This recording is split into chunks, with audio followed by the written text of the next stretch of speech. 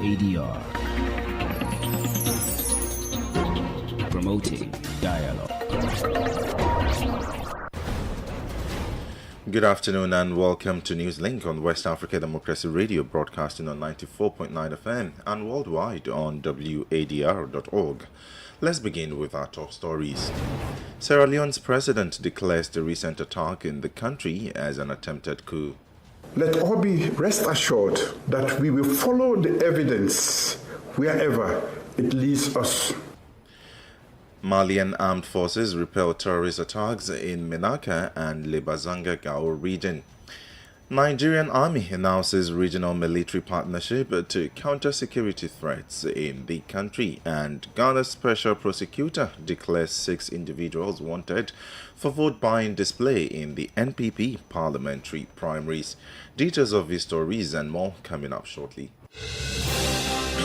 Here is Tawfiq Abdul Nasser with NewsLink. Many thanks for joining us and a warm welcome to our listeners in Liberia, Ghana and the Gambia. We begin the bulletin in Sierra Leone, where President Julius Maada Bio declared the recent attack in the country as an attempted coup. On November 26, armed individuals endeavored to breach an armory at a military base near the president's residence. Subsequently, they targeted 2 major prisons in the city, leading to the release of certain inmates. The president has given the firm assurance that the persons behind the skirmishes will be brought to book. Abdullahi Hassan has more in this report. During his weekend address, Julius Maada Bio criticized the incident that resulted in the loss of 21 lives, including 13 soldiers. According to the president, investigations have revealed that the events of November 26 constituted an attempted coup d'etat. Their action was premeditated and coordinated and was executed to unseat the democratically elected government by violent and unlawful means, topple constitutional order, and reverse our decades of investment in peace and democracy. President Bio firmly assured that the perpetrators will be brought to justice, emphasizing that the matter will not be treated as a political, tribal, or religious issue. The attempted coup will therefore be dealt with by my government purely as a law and order issue, not a political, tribal, or religious matter. Therefore, let all be rest assured that we will follow the evidence wherever it leads us. Frictions in the country have been escalating since a contested election in June, with President Bio being re-elected amid concerns about the election's transparency. Abdullahi Hassan filed that report. Let's now head to Mali, where the armed forces announced they have repelled terrorist attacks in the localities of Menaka and Lebazanga in the Gao region. In a press statement, the General Staff of the Armed Forces said it had neutralized around 10 terrorists.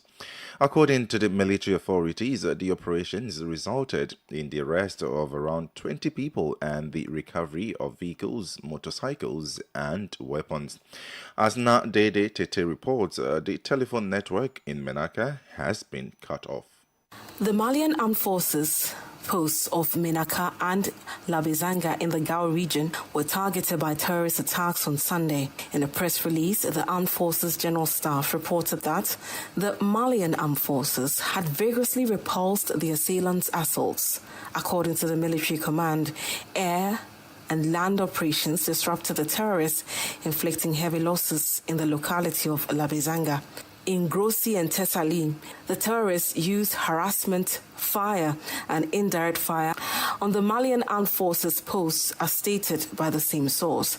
The Malian Armed Forces also reported neutralizing dozens of terrorists, arresting around 20 people, and recovering war materials.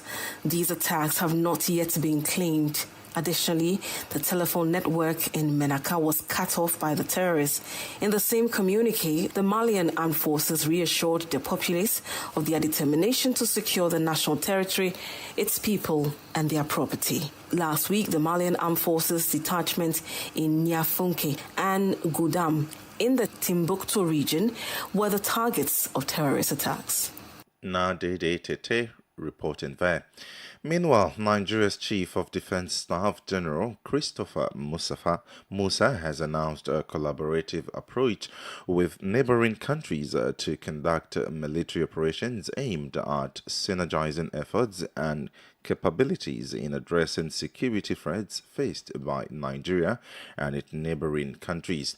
He made this declaration at the second edition of a military training exercise held over the weekend in Niger State, north-central Nigeria.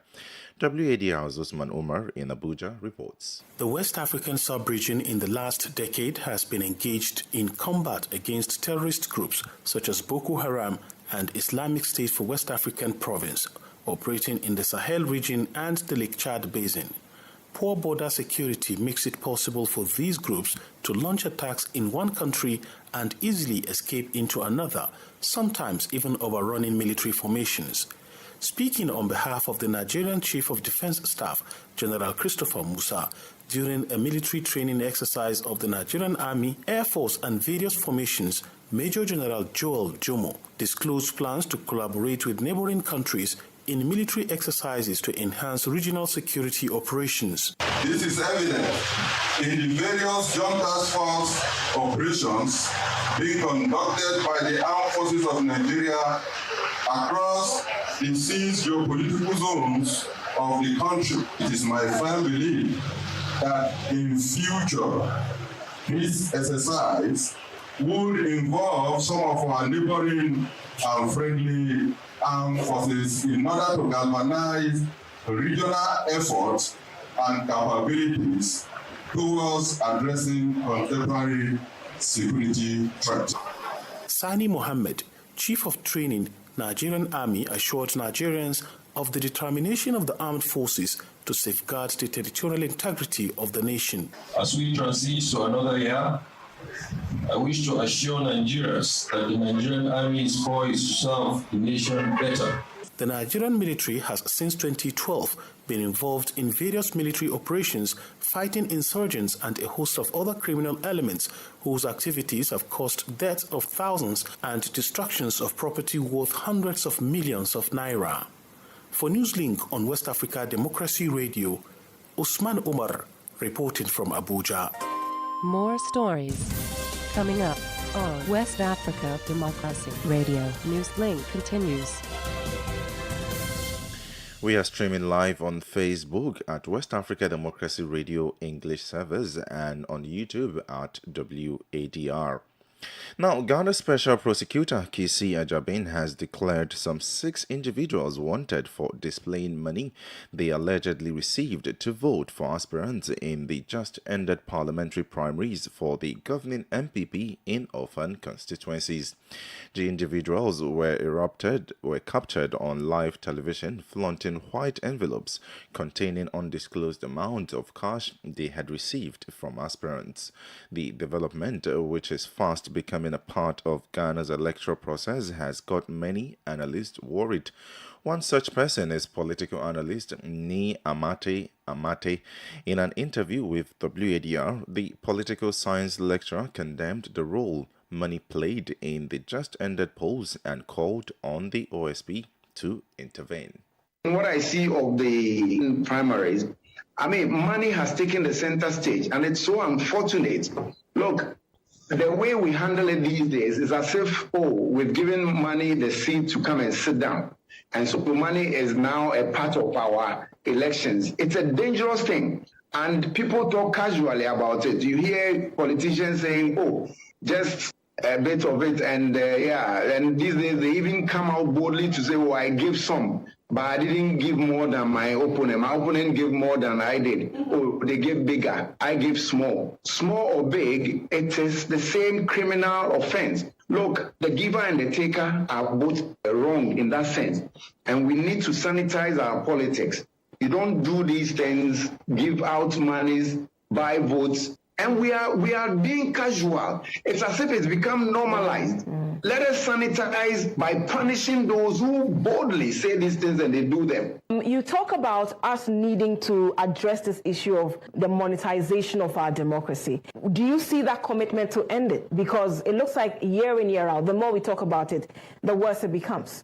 Those in power should lead in that crusade. But unfortunately, they rather are making it look more pleasurable in dealing with those things. I think they should lead the way. It's like watching two friendly boxers in a ring sparring. They might be using the whole time for the fight to spar and then to pretend they are fighting, but they're actually not punching. And that's what we're not giving the corruption the bite it deserves. We just come talk about it and then we go to sleep. And so that's what is seeping into our body politic. And it's going on and on and on and on. And before we realize, we'll be drowned by these subcultures of ours. Let us put a stop to it. And it has to, look, I expect Kisia Jeben to arrest or cause those who exhibited the monies they've collected from the politicians to be arrested. And through them, let us arrest those who give them the money. And let us cite examples. Ni Amate is a Ghanaian political analyst. The Economic Community of West African States, ECOWAS, has allocated over $400,000 in aid to support flood victims in Liberia. This financial assistance is a component of a larger project initiated by the sub-regional body. The project aims to aid victims in their recovery efforts and enhance community resilience to minimize the impact of floods, which have caused significant damage in various parts of the sub-region, including Liberia.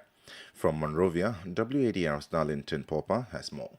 Josephine Nkrumah, the ECOWAS ambassador to Liberia, highlighted the institution's efforts in developing resilient communities across the sub-region to tackle issues relating to disasters. What we see today in the last few years, certainly we didn't see when we were growing up. And it is to tell us that beyond the kind of assistance that ECOWAS is providing here, we need to build resilient communities so that we know how to mitigate or reduce the risks associated with disaster.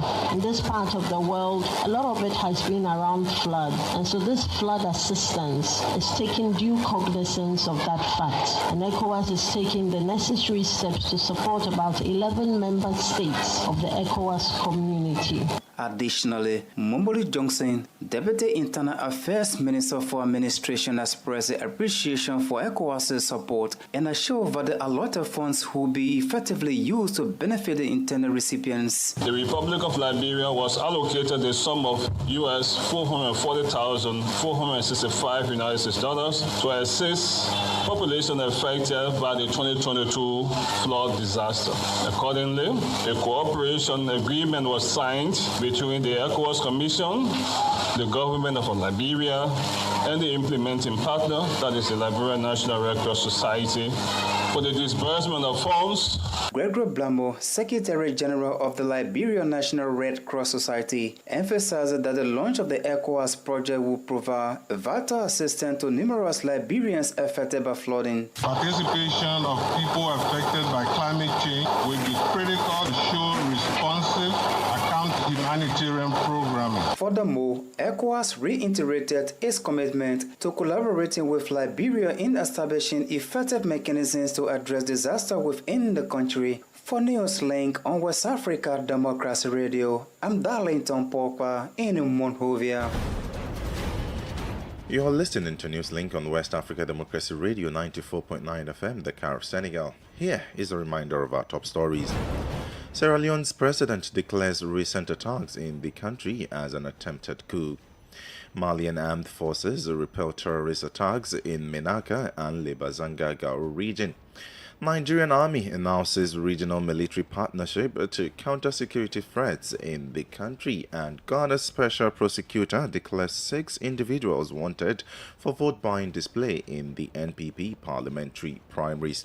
Still ahead is the press review, the guest interview, and sports update. Stay tuned. West Africa Democracy Radio. It's you speaking.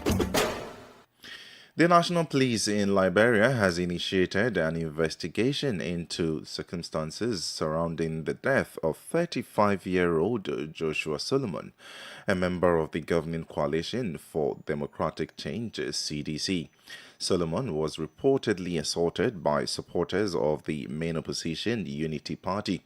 Speaking to reporters over the weekend, Moses Carter, spokesperson for the Liberian National Police, stated that initial medical reports indicated Solomon's cause of death as internal bleeding. He assured the public that the perpetrators would be apprehended and brought to justice.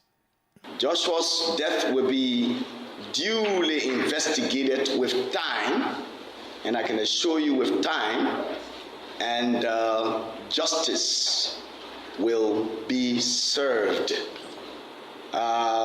Reports available to us has it that Joshua met his untimely death as a result of internal bleeding, and it is reported that he was one of those victims of aggravated assault in Senegal on the 11th of August in Senegal, when rival supporters of the Unity Party and that of the Coalition for Democratic Change had an altercation during the campaign. And so we have collected some video footages in our possession as it relates to the incident that took place, and those footages will be shared with you members of the press and the public, so that if some of you look on social media, you'll be able to see some of the footages on social media. So we ask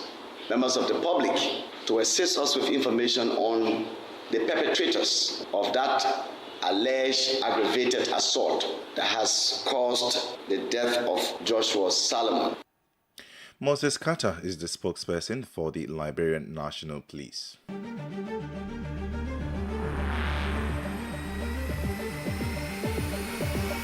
This is the newspaper review.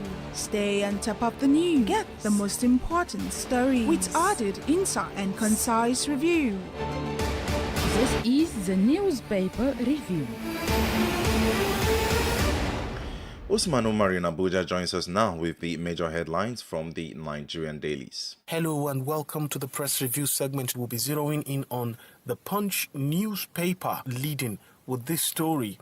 Jakba hospitals reduce outpatients, surgeries as 4,000 doctors migrate. With riders, 1,197 Nigerian doctors moved to UK, that is United Kingdom, since May 29. 789 Kano nurses, 160 doctors quit. Obafemi Awolowo University Teaching Hospital closes psychiatric unit over lack of nurses. Doctors fault 5% health budget. Over 150,000 Nigerians applied for U.S. visas in 2023. This is coming from David Green, U.S. envoy to Nigeria. Now let's go over to the United Arab Emirates, where, of course, the COP28 is still ongoing. This is coming from This Day newspaper. People's Democratic Party, Labour Party, others criticize federal government over 1,411 delegation to COP28. Obi, that is the presidential candidate of the Labour Party in the 2023 election, urges production, not waste. Of course, the federal government had come under severe criticism over the large number, 1,411, that made up the delegation of Nigerians that went for the COP28 in the UAE. In a swift reaction, a presidential aide had come out to say their participation is very important, not a jamboree. This is where we call it a day on the press review segment for today. As I return you back to the studio, my name is Usman Umar. from Nigeria's capital, Abuja. Politics, analysis on major news, social matters, and all. This is A Guest. Our guest segment revisits Sierra Leone President Julius Maada Bio's characterization of the recent incidents in the country as an alleged coup attempt. On November 26, armed individuals made an effort to breach an armory at a military base near the president's residence. Subsequently, they attacked two major prisons in the city, resulting in the release of some inmates.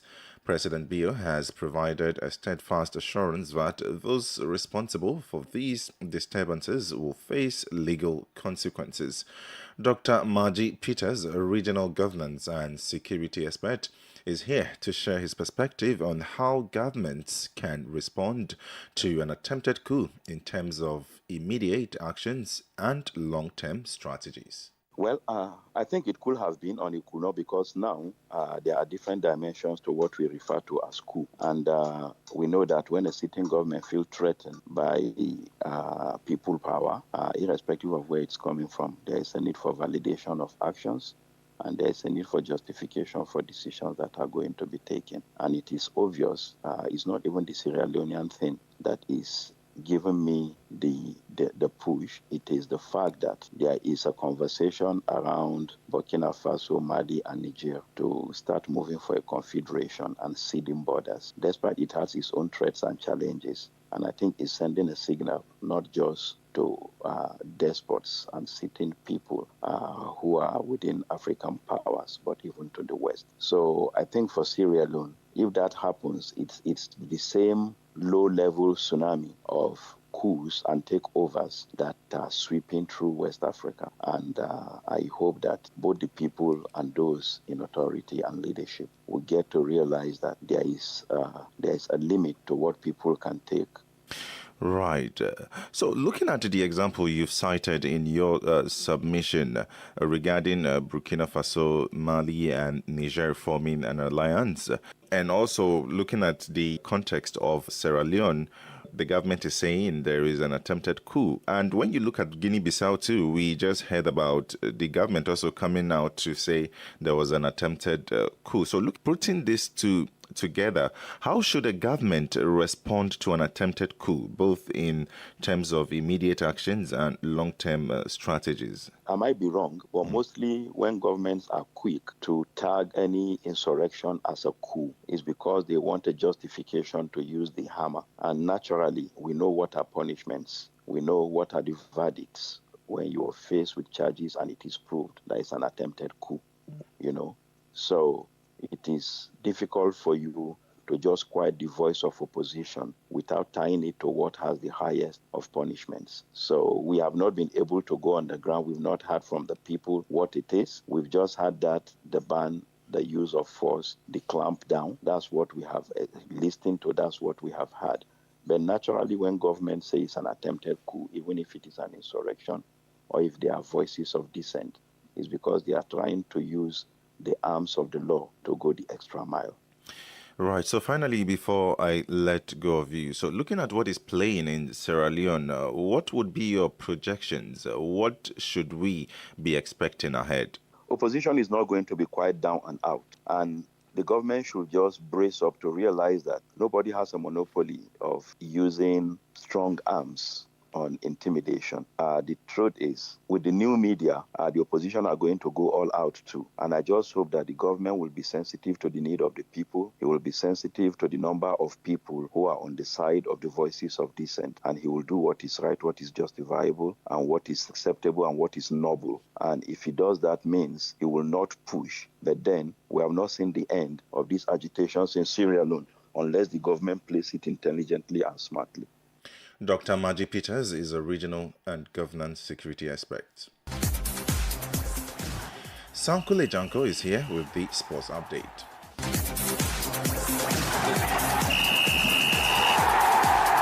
Hello out there, a warm welcome and thank you for joining us. Ghana's Dreams FC came on top in the much anticipated West African duel following a 2-1 win against Rivers United of Nigeria on Sunday at the Barbayara Stadium. The game, according to media reports, lived up to the hype as the two sides produced a highly entertaining West African encounter. Dreams FC came into the match needing a redemption after their 2-0 away defeat to Club Africain last weekend. Rivers United, meanwhile, were full of confidence, having beaten Academica do Lobito 3-0 ahead of the West African clash. However, it was the Ghanaian side that carried the day, thanks to goals from John Antwi and Abdul Issa. Alex Owoya's goal in the 9 minutes only proved as a consolation, as the Nigerians could not find an equalizer in the Group C encounter. Elsewhere, Mali's Stade Malien were beating 2-1 by 2021-22 champions RS Berkane of Morocco. The Moroccan side maintained their 100% record win streak in the group stages following the hard-fought away victory. Paul Basse's brace in the 30th and 37th minute were the difference in the encounter. Meanwhile, it was another defeat for the West African contingent in the CAF Confederation Cup as Guinea's Kokoya were thrashed 4-0 at home by Egyptian giant Zamalek on Sunday. Matchday 2 results in the CAF Confederation Cup played during the course of the weekend are as follows: Super Sports United 0, USM Alger 2, Abu Salim 1, Zagrada Esperanza 0, Stade Malien 1, RS Berkane 2, Academica do Lobito 1, Club Africain 3, Al Hilal 1, Future FC 2, and Kokoya 0, Zamalek SC of Egypt 4. And that's it for sports. It's back to you. We have come to the end of this edition of NewsLink from West Africa Democracy Radio, broadcasting from Dakar, Senegal. Do interact with us via social media platforms, X, formerly Twitter and Instagram at WADR News, and on Facebook, West Africa Democracy Radio English Service. Coming up at the bottom of the hour is a rebroadcast of our flagship health program, Well Body, with Oge Obi Erika. I am Tofik Abdul Nasir. Good afternoon. And many thanks to you for listening to NewsLink.